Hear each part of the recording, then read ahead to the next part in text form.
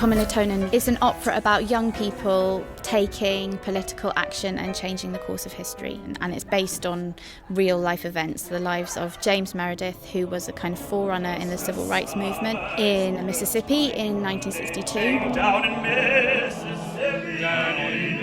Mississippi. Students in China who were kind of brainwashed and turned against their parents in the Cultural Revolution of 1966 China.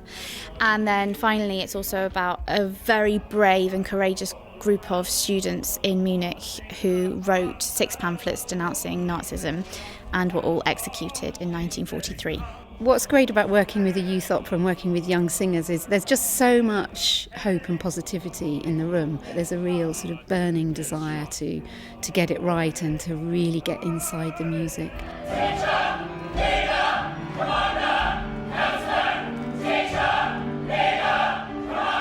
It's totally different to what you would normally see.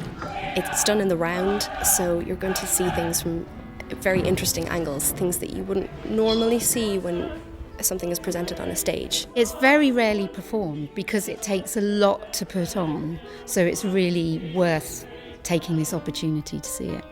I would say come and see it because it's going to incite debate and it's going to make you think about politics now.